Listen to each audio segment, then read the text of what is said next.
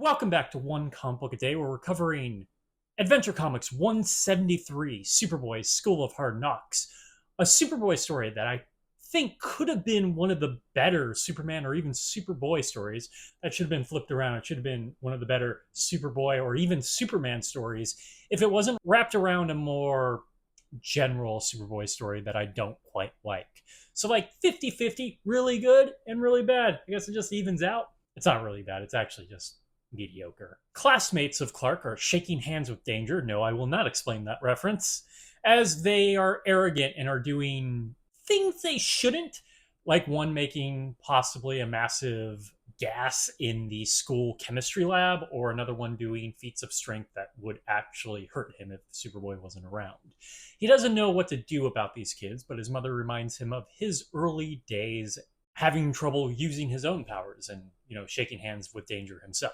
This actually has some continuity when it even shows us a panel from the last prequel Superboy story we got. Remember the one where he's like a toddler and he picked up a lamppost and they made him put it back? We get a panel of that. We see early days of Superboy. I get that Superboy already is early days of Superman, but there's even earlier days where he didn't quite know how to use his powers. And when he tried to help people, things would go wrong, almost horribly wrong. And this creates two things, and this is why I love this section of the comic. One, every attempt to do something backfires. It makes things harder. He has to try harder. So him using his powers is more involved, it's more creative, and it's way more entertaining than just having him show up and immediately deal with something. The second, and maybe even more important to what I've been talking about lately, it's a story where there are consequences for Superboy's actions. A thing that is lacking in the majority of Superman and Superboy stories. Sometimes at the end of the traditional Superman story where Lois may get the scoop, that's maybe a consequence. It's not a great consequence, but hey, it's a consequence. So, for example, he saves a guy from boulders hitting him by knocking the boulders away, but now he's sent the boulders straight towards Smallville, so a bunch of large rocks are about to mess things up. So he rushes to go stop that.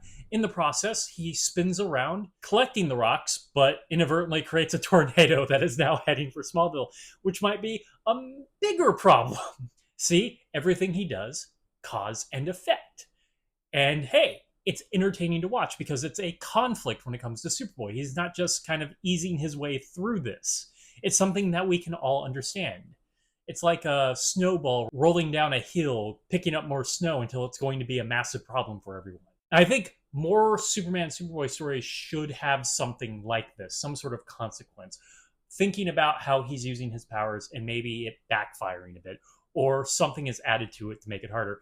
One of my favorite Fleischer cartoon shorts is the one with the train where everything the guys do to the train causes more havoc. So as the story is going along and Superman is stopping things, more and more keeps getting added. So it's not just so like with the runaway train, there is just an absolute chaos and mass until it becomes something that seems really big as he's been trying to stop smaller things until he stops it all. And it's spectacular. And it stands out in my head as one of my favorite Superman stories in general. It's just an easy story of things just going wrong and increasing until it seems like it can't be stopped, and he stops it. But we have to actually come back to the modern story, or the contemporary in the Superboy. This is hard to actually call it contemporary because in the comic it's contemporary, but there's still the Superman comics, which are actually the more contemporary. Whatever. We have to come back to him dealing with these kids, so he just creates a scenario where things backfire tremendously on them, which he causes.